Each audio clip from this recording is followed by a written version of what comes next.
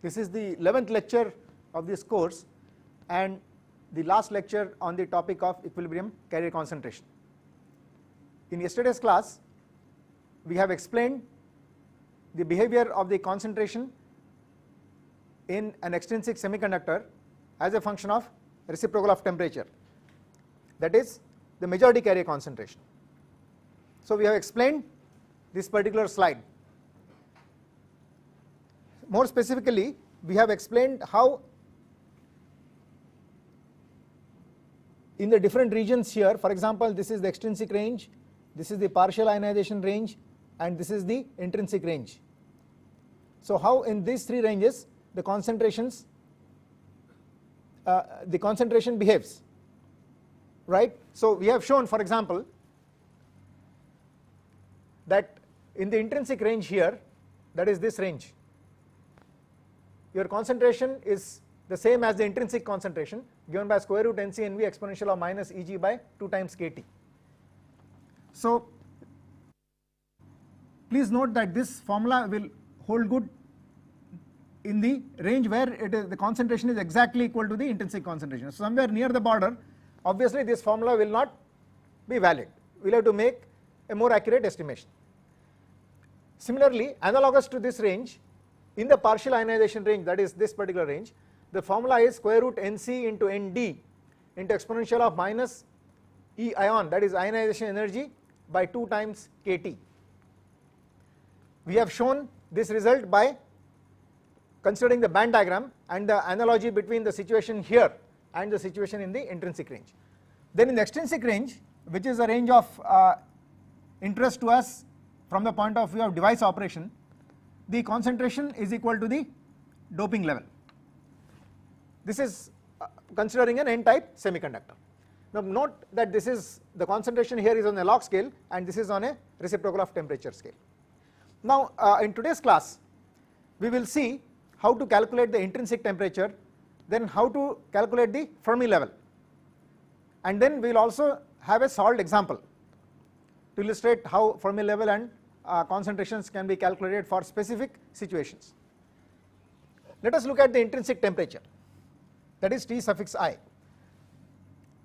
This particular temperature represents the border between the extrinsic range and the intrinsic range. So how do you define the intrinsic temperature?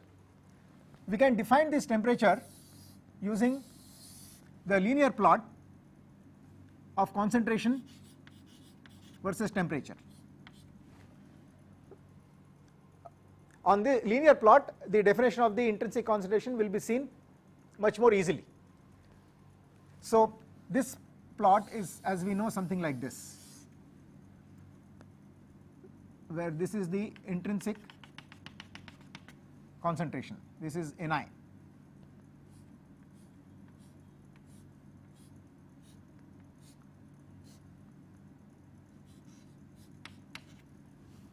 And this is the total total contribution because of the thermal generation as well as impurity ionization. So I will remove this portion and show only the contribution because of impurity ionization, and that will be something like this. So this is your Nd. So this is the curve representing contribution of the impurity, and this is the term representing the effect of thermal generation. More specifically, this is intrinsic concentration. Now this is the point where the intrinsic concentration becomes equal to the doping Nd. This point is defined as the intrinsic point. So you define intrinsic point in terms of the doping level and the intrinsic concentration, where Nd is equal to Ni. The formula therefore would be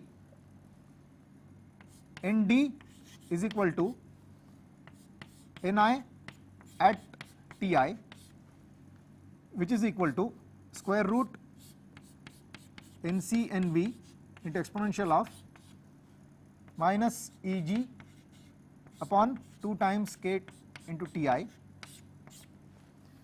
So which when you transform, you get Ti is equal to Eg divided by 2 times k into ln of square root Nc Nv divided by Nd.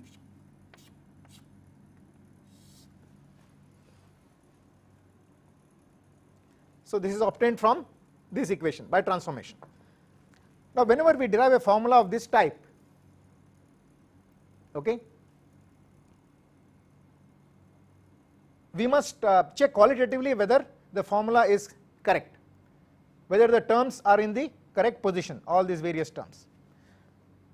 Two important physical parameters on which Ti, the intrinsic temperature, depends is energy gap Eg and doping level Nd. Now according to this formula, Ti should increase with energy gap. Now this is physically correct, because if your energy gap is large, you must go to higher temperatures to generate the Ni corresponding to the doping level. Okay.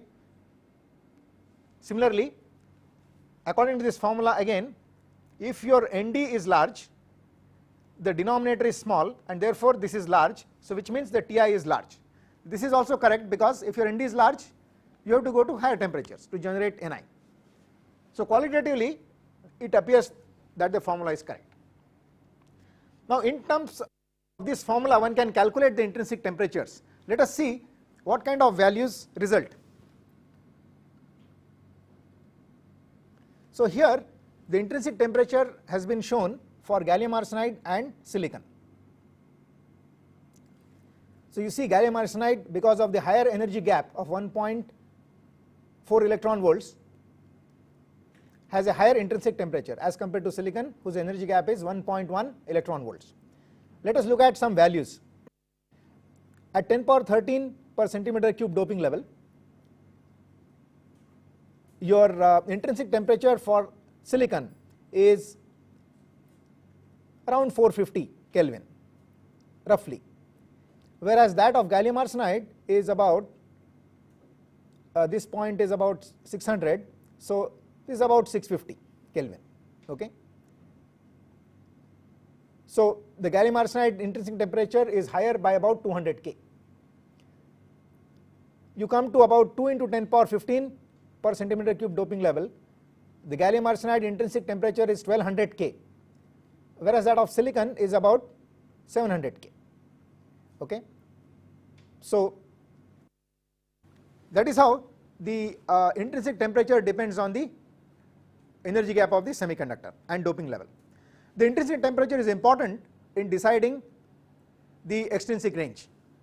So if you want to use a device at higher temperatures, or for some reason if the device is going to dissipate large amounts of power, like a power device, and therefore its temperature is likely to rise, then it is clear that semiconductors with higher energy gap are more suitable for such applications than semiconductors with lower energy gap. So this is the importance of intrinsic temperature. Now let us consider next, how do you estimate the Fermi level? We know that N naught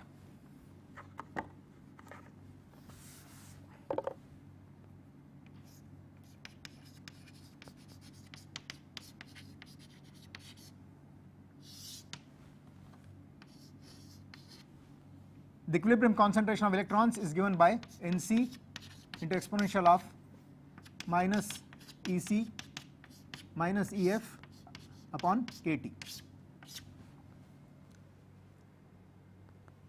So from here I can get the relation Ef is given by Ec minus Kt ln Nc by Nd.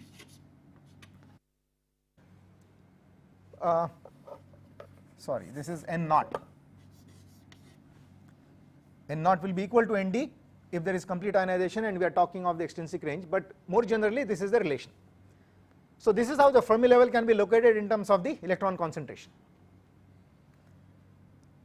You could locate the Fermi level in terms of the whole concentration. For that, instead of N naught, you will use the formula for P naught. P naught is equal to Nv exponential of minus Ef minus Ev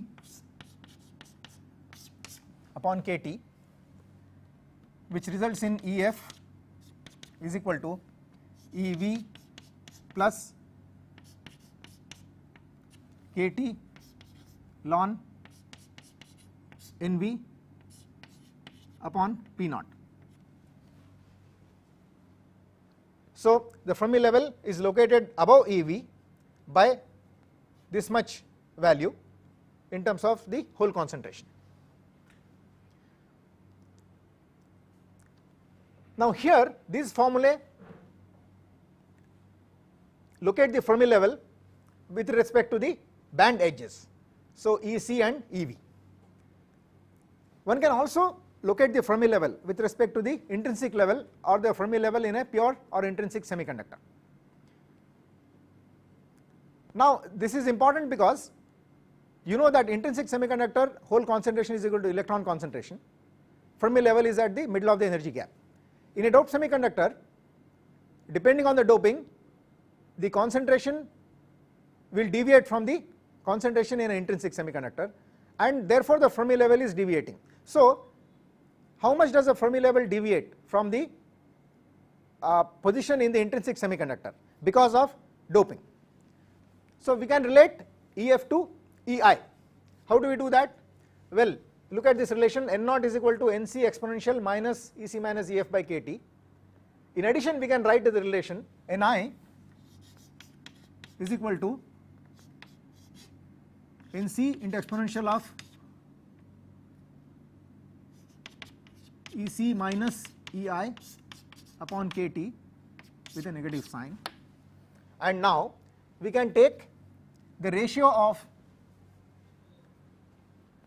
N0 and Ni. Okay?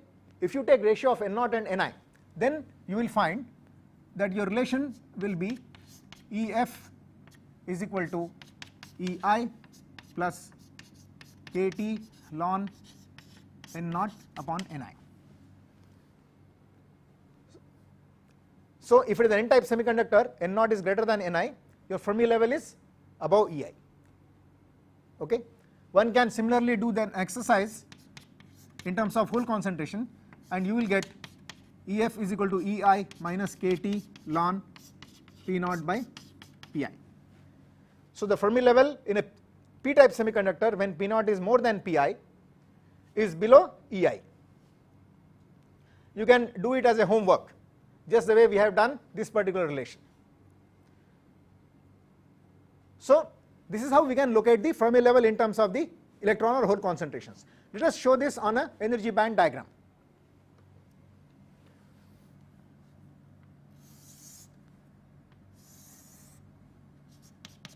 So this is Ec, this is Ev, and this is Ei. Suppose it is N-type semiconductor, this is Ef, it is above Ei. So this difference Ef minus Ei is given by Kt ln N0 upon Ni. This is this formula. So Ef minus Ei is equal to Kt ln N0 by Ni. So alternately, you can locate Ef from the conduction band edge, and this is given by Kt ln Nc upon N0. Okay, this is this particular formula.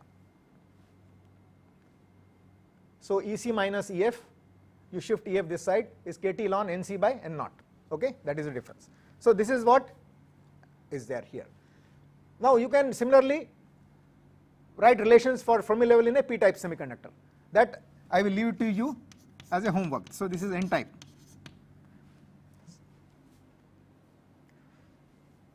Now using these formulae, if you estimate the Fermi levels in silicon for various boron doped and phosphorus doped semiconductors, phosphorus doped crystals, okay, in the extrinsic range, what kind of relations you will have. So in the extrinsic range, what you can do is you can replace for phosphorus doped silicon N0 by Nd, that is the doping level. So this is an assumption of complete ionization of the impurity and neglect of the thermal generation. We have discussed this point, that N0 is approximately equal to Nd in an N-type semiconductor in the extrinsic range. So we are interested in estimating Fermi level in the extrinsic range, okay, because that is the range in which the devices operate.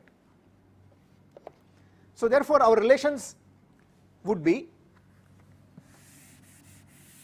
EF is equal to EC minus KT ln NC by ND, or alternately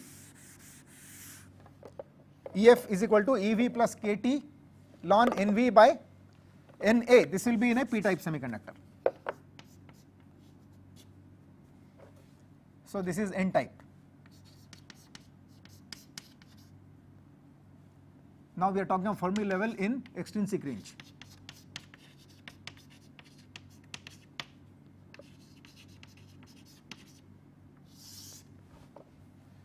And this is for p-type. Now you could also use the formula EF is equal to EI plus KT ln N0 by Ni. So here N0 will be replaced by Nd for N-type, and here P0 will be replaced by Na, and you know Pi is nothing but Ni, so we could write Pi or Ni, it does not make a difference. So this is again N-type, and this is p-type.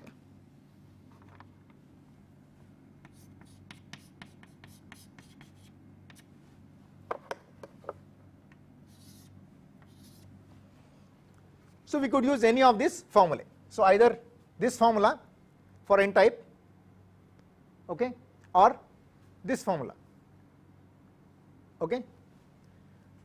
Now when you make an estimation using this at room temperature, the calculations look something like this, as shown in the slide here. So this is the Fermi level plotted within the extrinsic range. So you find at higher temperatures, this is Fermi level plotted with respect to EI, so EF minus EI. This is for N-type silicon and this is for p-type silicon. X axis is temperature. So you have the behavior both as a function of temperature and doping here. So you find that high temperatures the Fermi level tends to the intrinsic level, both for N-type as well as for p-type, okay. So the intrinsic temperature is higher for higher dopings. That is why this particular Fermi level here for 10 power 17 per centimeter cube doping has not yet reached the intrinsic level, because the doping is higher. Now at the other end, the Fermi level for all doping levels, it tends to the middle of the region between the conduction band edge EC and the donor level for the N-type semiconductor.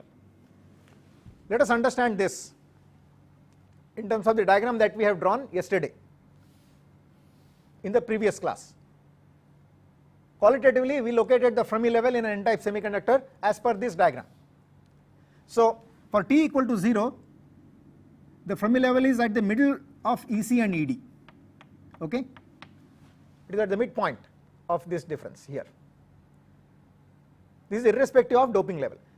Now we didn't derive this relation exactly, but we showed that the Fermi level for in an N-type semiconductor at t equal to 0 has to be above ED but below EC. Now if you make exact calculations using formulae and so on, you will get it at the midpoint here, okay. So that is what is being shown here in the slide. So here these lines are tending towards that point. Now similarly for p-type silicon, they will tend towards these lines, these Fermi levels will tend towards middle of the acceptor level and the valence band edge. Now to complete the understanding of this diagram, note that the EC and EV have also been shown to vary with temperature. So your EC minus EV, that is the difference between EC and EV, that is energy gap, seems to reduce with temperature. Now this is true for many semiconductors, that the energy gap reduces with temperature. So what is shown in this slide is the variation for silicon. Because of the reduction in energy gap, the intrinsic concentration that you calculate, okay, from the formula square root NCNV into exponential minus Eg by 2 times kT will be slightly higher than that you estimate assuming a constant energy gap of 1.12 electron volts. So that energy gap 1.12 electron volts is at 300 K. Any other temperature, if you want energy gap, you have to use this behavior, okay, which is there in some sort of a formula which we are not going to derive in this course. Okay, now after considering the Fermi level, now let us look at the topic of compensated semiconductors.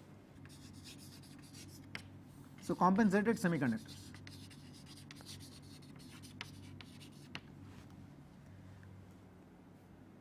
In the previous class, in response, one of the previous classes, in response to a question, I had explained how using the bond model we can predict the behavior of semiconductors in which you have both p-type and n-type impurities, that is both phosphorus and boron doping. Now we want to look at the behavior from the energy band point of view.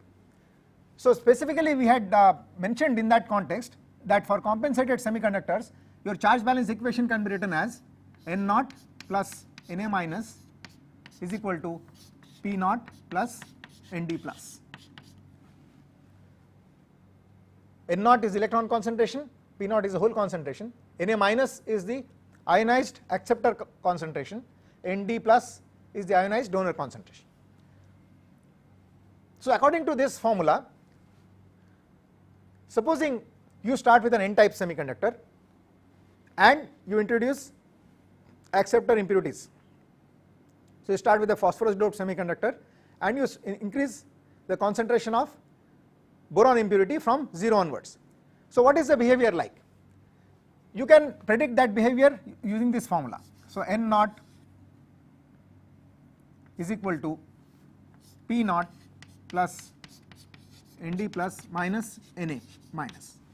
I am rewriting this balance equation like this, which is what we had done in the context of the discussion on compensated semiconductors earlier.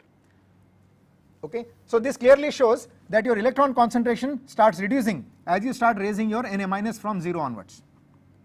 Okay, let us understand this particular behavior from the energy band point of view. So what is happening? So you have this EC, EV, and these are the donors, okay, in an N-type semiconductor. So let us say we are talking of the extrinsic range, or we are working around room temperature, and these donors are phosphorus, so all of them are ionized. So your Nd plus is actually Nd.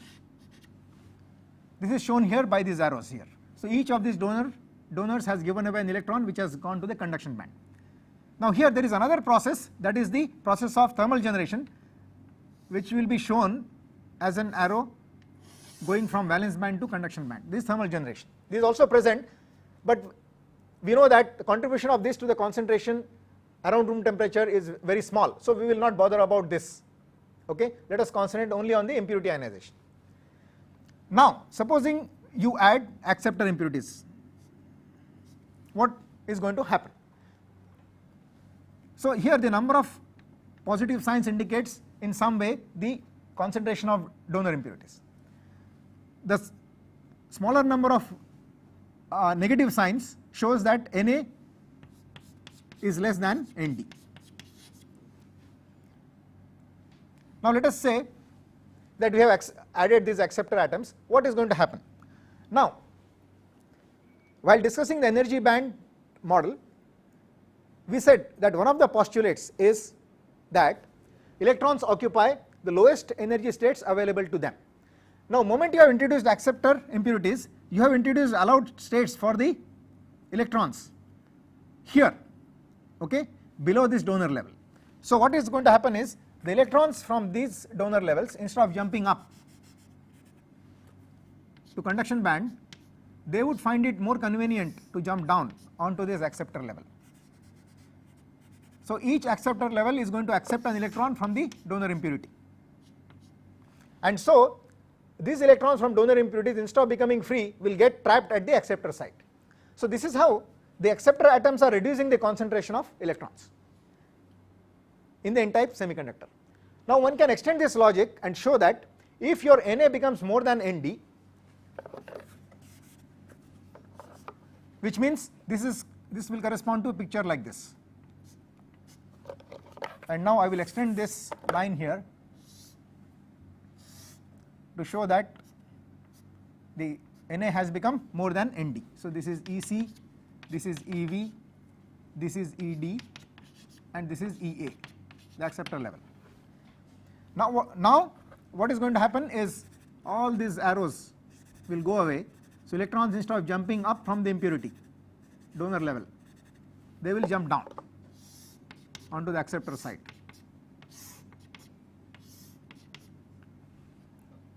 So all these impurities have been totally compensated by the acceptor atoms, and now these acceptor atoms are there which will accept an electron from the valence band edge, and as a result will give rise to holes. So now the semiconductor has changed polarity and it has become p-type rather than n-type, because it has now got holes.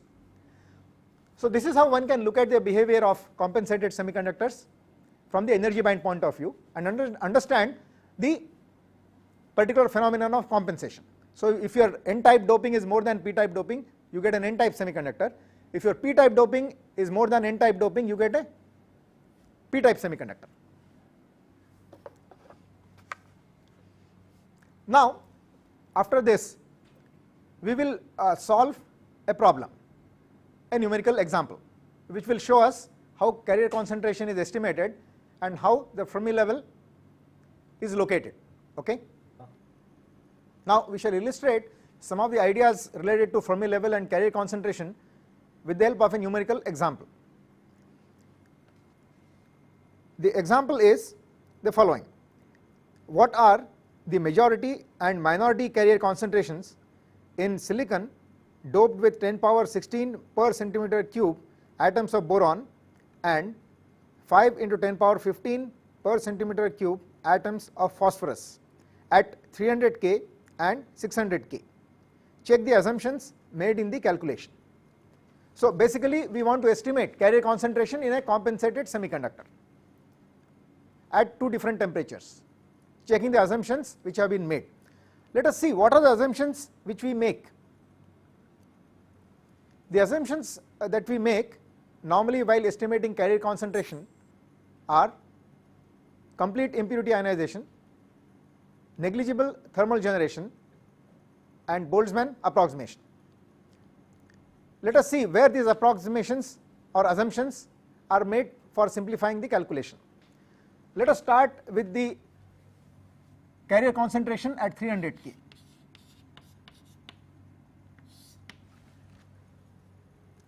So first we need to estimate the majority carrier concentration. For this we use the charge balance equation. We note that since the boron concentration of 10 power 16 per centimeter cube is more than the phosphorus concentration of 5 into 10 power 15, it is a p-type semiconductor. So we write the charge balance equation as P0, that is the whole concentration in p-type semiconductor, is equal to Na minus the ionized acceptor concentration minus the ionized donor concentration plus the concentration of thermally generated carriers, which is also the minority carrier concentration. Now when you make the assumption of complete impurity ionization, this minus and plus signs drop out. So that is a simplification. Further, when you make the assumption of neglecting the thermal generation, that is this particular term n suffix p0 is much less than this term Na minus Nd. That is the meaning of neglecting thermal generation. So we remove this term also. So this is how your equation gets simplified for the majority carrier concentration. And so the result is this is equal to 10 power 16 minus 5 into 10 power 15, which is equal to 5 into 10 power 15 per centimeter cube. So that is your whole concentration. Now the electron concentration Np0 is equal to Ni square divided by P0, Now Ni at 300 K we know is 1.5 into 10 power 10 per centimeter cube. So this square divided by 5 into 10 power 15, and the result is 4.5 into 10 power 4 per centimeter cube. So that is your minority carrier concentration. Having obtained these concentrations, now we must check the assumptions. So for example, supposing we want to check the assumption of negligible thermal generation. What does it mean? We need to check whether NP0 as obtained here is much less than Na minus Nd, which is obtained here. So this is indeed the case. So since NP0, which is equal to 4.5 into 10 power 4, is much less than Na minus Nd, which is equal to 5 into 10 power 15, unit is per centimeter cube. So here also unit is per centimeter cube. Hence thermal generation is negligible. So thermal generation is negligible. So we have checked the assumption of negligible thermal generation at 300 K. Now how will you check the assumption of impurity ionization? Is Na minus equal to Na and is Nd plus equal to Nd? Now to check that, we will have to locate the Fermi level. Why? Because we know that the fraction Na minus by Na is the number of occupied states at the energy level Ea. So this fraction is given by 1 by 1 plus exponential of Ea minus Ef upon Kt.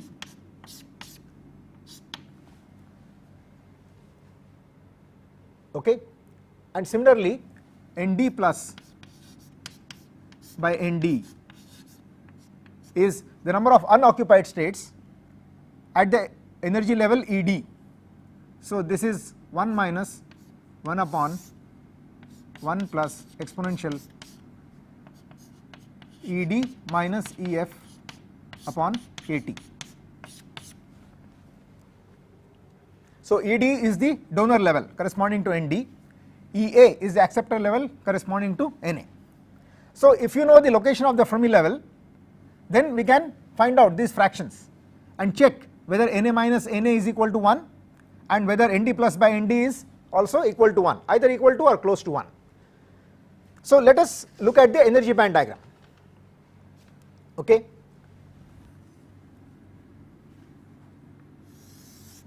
So that is something like this. This is Ec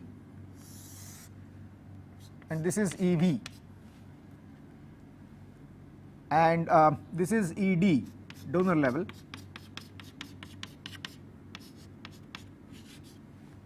This is acceptor level corresponding to boron. So this is Ea. Now since it is a p-type semiconductor, your Fermi level Ef will be close to the valence band edge than conduction band edge, that is away from the intrinsic level. This is your Ei.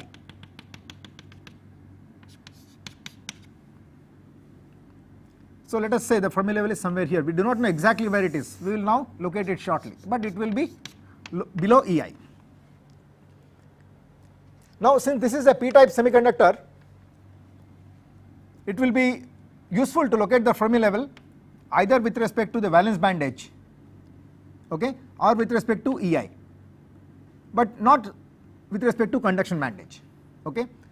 So let us locate with respect to valence band edge, that is we want to know what is this difference. Okay. Now from the formula we know that this difference is Kt into logarithm of Nv upon Pp0. This is where we are using the Boltzmann approximation now, okay, to estimate the location of the Fermi level. Incidentally, the Boltzmann approximation was also used when we estimated the minority carrier concentration from Ni square by majority carrier concentration formula. This is because minority carrier concentration into majority carrier concentration equal to Ni square, or Pn product equal to Ni square. This particular relation comes only after we make a Boltzmann approximation. Okay. So coming back here, the location of the Fermi level with respect to EV can be obtained using this formula, kT ln NV by pp0. Now once we know that, we can make the calculation of the ionized impurities, because we know these distances. This distance EA minus EV is 0.045 electron volt. Similarly, this difference is also 0.045 electron volts. So if you want ED minus EF, that will be this difference.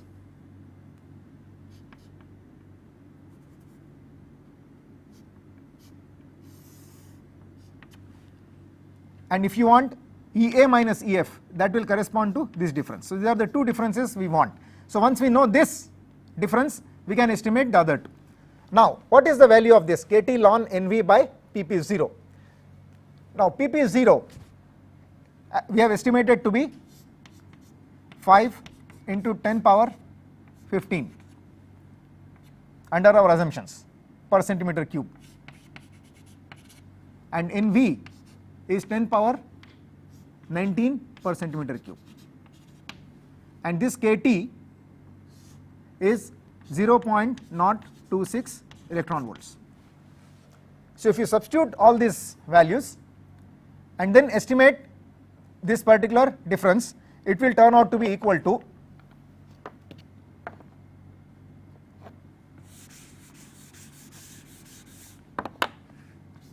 0.198 electron volts. That is your difference. So as a result, this difference is 0.153 electron volts.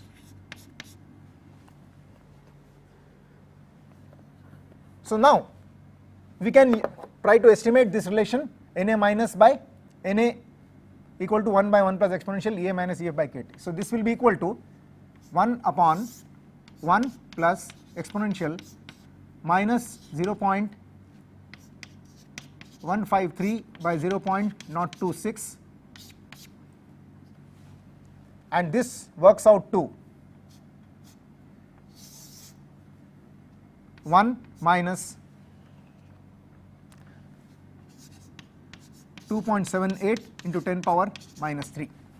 So you can see this 2.78 into 10 power minus 3 is very small compared to 1. So Na minus by Na is approximately equal to 1. So we can say this is approximately 1. So complete ionization of acceptor impurities is justified. Now one can similarly do an estimation for Nd plus by Nd. However, we need not do a calculation again to check whether this is indeed close to 1, because you see Ed minus Ef by kT. So Ed minus Ef, that is this difference. This difference is definitely much larger than Ef minus Ea, okay, this difference. So which means that this term here, Ed minus Ef, would be much greater than 0.153, and therefore this term again would be much less than 2.78 into 10 power minus 3. Okay.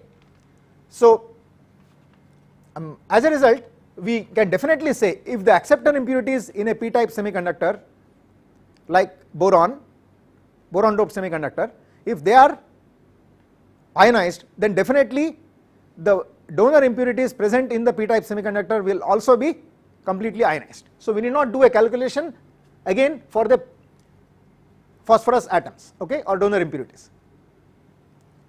So with that we have checked the assumption of complete ionization. So complete ionization is justified.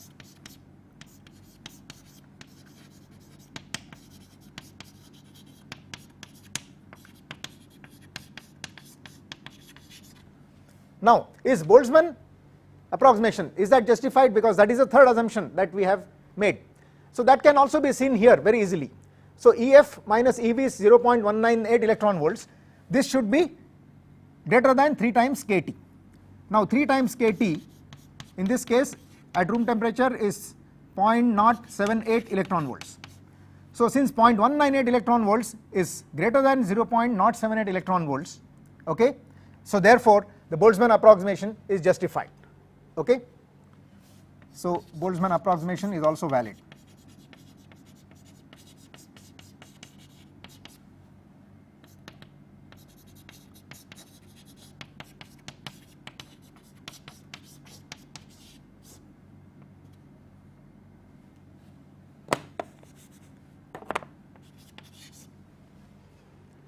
So if your doping were higher, slowly you can see from here that this EF will start moving close to EV if your boron doping was higher, and then there is a likelihood of Boltzmann approximation getting violated.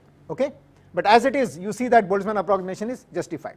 Now even before actually making an accurate calculation of this particular fraction Na minus Na, once we have located the Fermi level here, okay, we can get a feel for the fact that the impurities are ionized, the acceptor impurities and the donor impurities are fully ionized. How? Because EF is above EA, okay, we know that most of the levels below EF will be occupied. This we know from the Fermi-Dirac fraction, and most of the levels which are far away from EF on the top will be unoccupied.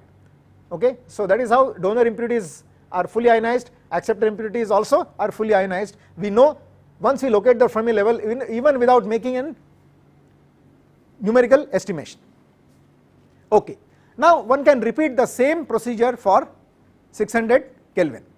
Okay, however, one thing you must note that we need not check again whether complete ionization will be justified at 600 K by calculation, because we know that at 300 K if the impurities are ionized, 600 K they will definitely be ionized. Similarly, even the Boltzmann approximation one need not check again, because you know that as the temperature increases the Fermi level is likely to move closer and closer to EI. Okay, so the difference between EF and EV, right, that difference is likely to increase. So basically the assumption that is likely to be violated, okay, is the neglect of thermal generation. That is the important assumption that we will have to check. So let us do calculations at 600 K. Now at 600 K,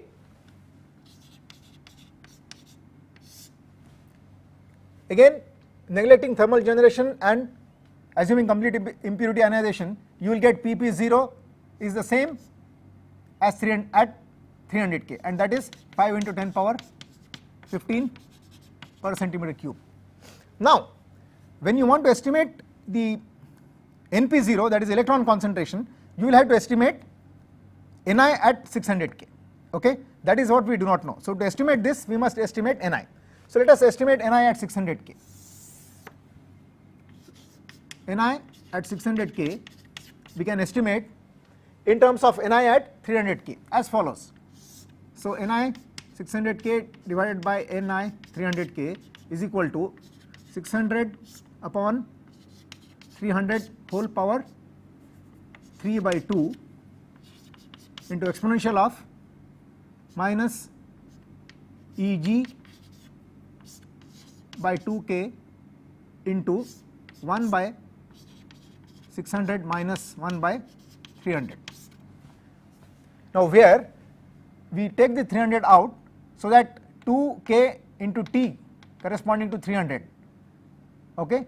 So 2 kT corresponding to 300 we know is 0.026 electron volts. So we can write this part as exponential of minus Eg upon 0.2 times 0.026 electron volts into 300 by 600 minus 1. So this is the way you must rewrite this, because now this part can be calculated easily. Instead of calculating the this particular term from Boltzmann constant and the temperature of 300 K, okay, or simply calculating this term in terms of energy gap and Boltzmann constant and then multiplying by this term, this particular approach is easier. You bring that 300 K or room temperature out, so that 2 kT can be written as 2 times 0.026. Okay, now you simplify this. Okay, the result would be 2 into 10 power 15 per centimeter cube. Now notice here that we have substituted Eg, this particular term Eg, as 1.12 electron volts. It is when you substitute this as 1.12 electron volts, you get 2 into 10 power 15 per centimeter cube. In practice, however, your Ni at 600 K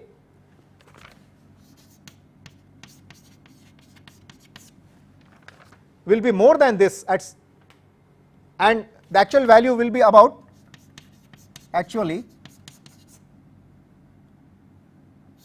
this is about 5 into 10 power 15 per centimeter cube. If you include the reduction in Eg with temperature. Okay, so this is a more realistic value. However, we will not use this value. Let us continue to use this value where we assume energy gap is 1.12 electron volts. Okay, so once you obtain Ni, now you can estimate the NP0 as 2 into 10 power 15 whole square by 5 into 10 power 15, and the result is 8 into 10 power 14 per centimeter cube. Now you see that in this case the NP0 is not really very small compared to Na minus Nd. Okay, so in other words, this is definitely more than 1/10 of this. So thermal generation is not really negligible. Okay, so in other words, we must take into account thermal generation while estimating the majority carrier concentration.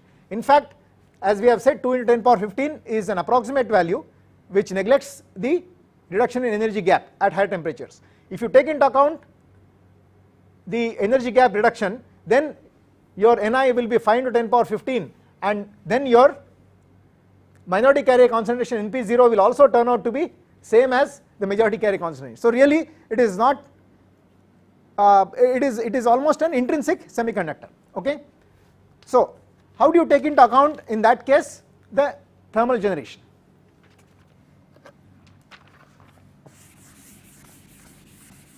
So one can take into account thermal generation. So we write NP0 is not much less than Na minus Nd. Hence thermal generation should be taken into account.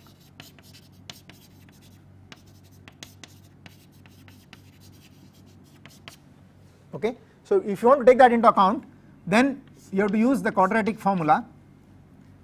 Okay, that is Na minus Nd plus, here you will have the NP0 while calculating PP0, and that quadratic formula is Na minus Nd upon 2 into 1 plus square root of 1 plus 4 times Ni square by Na minus Nd square. So we have written down this particular relation in a slightly different form earlier. Okay, if you substitute the various terms, now your value will turn out to be 5.7 into 10 power 15 per centimeter cube, and then if you calculate NP0 using this value, you will get 7 into 10 power 15 per centimeter cube. Okay, so here Ni we have used as 2 into 10 power 15 per centimeter cube. Okay, so this is how one can estimate the carrier concentrations at 600 K. As we have said earlier, the impurity ionization condition, complete impurity ionization is already justified. Okay, and Boltzmann approximation also we need not check because it will be valid. So this is how one can estimate the Fermi level and the concentration, okay, and derive the information that we want about the semiconductor. Okay, now before we close this topic, it is useful to know that all impurities do not behave like boron and phosphorus. Okay, So their ionization energies are not so small as 0.045 electron volts. So let us see what are the kind of ionization energies of other impurities in silicon.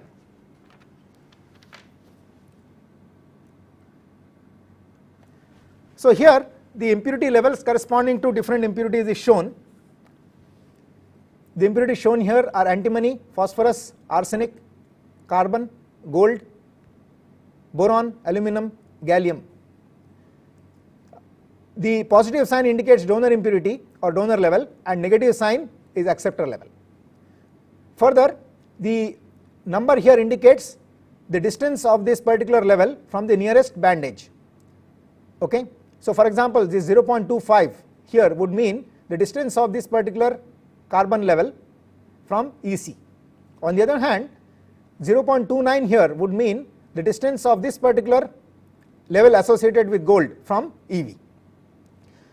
Now what you see from this diagram is that some impurities have small ionization energies like antimony, phosphorus, arsenic, and boron, aluminum, and gallium. Okay? So donor level close to conduction band edge or acceptor level close to valence band edge. These kind of impurities, they can be very useful in changing the carrier concentration because they get ionized very easily, and they are used to change the concentration or resistivity of silicon. Such impurities are called shallow impurities. Okay?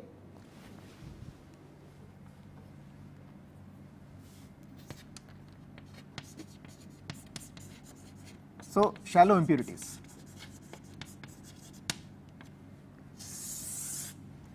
On the other hand, you have what are called deep impurities.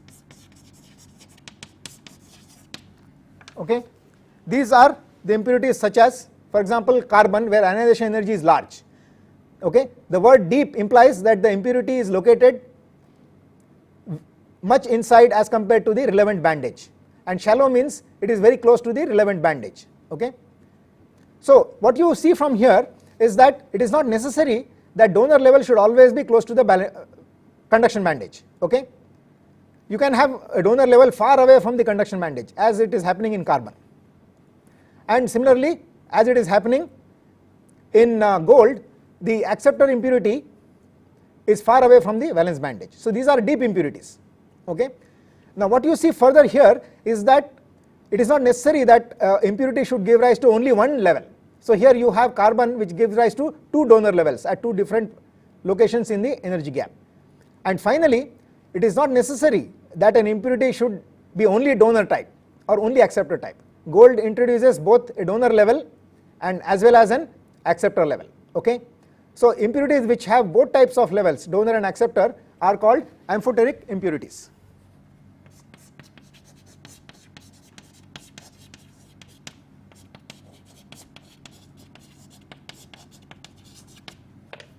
So deep impurities, like for example gold, okay, and many other deep impurities are useful in altering the transient response of the semiconductor, as we will see later in excess carriers, discussion on excess carriers. Okay, they cannot change the resistivity because their ionization energy is large, but they can change the transient response. So now let us quickly summarize what are all the topics we have discussed in this particular let us say 9 lectures on equilibrium carrier concentration. So first we covered some basic concepts such as types of semiconductors, then the concepts of thermal equilibrium and steady state, and the idea of wave particle duality. Then we went on to discuss the intrinsic semiconductor, wherein we did the bond and band models, generation and recombination phenomena, then the positively charged carrier or the whole concept, what is the effective mass of a carrier, the Fermi-Dirac statistics, and Fermi level. Now this discussion for the intrinsic semiconductor was repeated in a similar manner for extrinsic semiconductor. We discussed the majority and minority carriers, the bond and the band models, and the Fermi-Dirac statistics and Fermi level. Now it is useful also to see some of the properties of semiconductors that we must remember. Okay? So the group of the semiconductor, the atomic number, the valence electrons number, the atomic concentration, the 5 × 10^22 per centimeter cube is a very important number. the crystal structure of the semiconductor, the lattice constant and the bond energy. Further, the band gap, the electron affinity, the intrinsic concentration at room temperature, effective density of states in conduction and valence bands, the dielectric constant, and finally the effective masses of electrons and holes under conductivity and density of states situations. Let us also see some constants that we have used and which we must remember. How much is 1 angstrom in terms of centimeters, and how much is a micron in terms of angstroms? Then what is kT at 300 K? How much is 1 electron volt in terms of joules?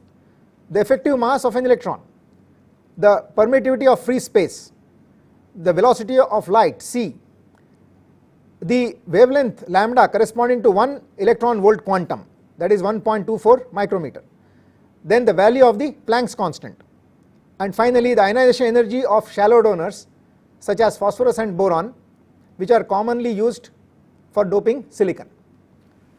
Now the next topic would be carrier transport. This will be discussed in the next class.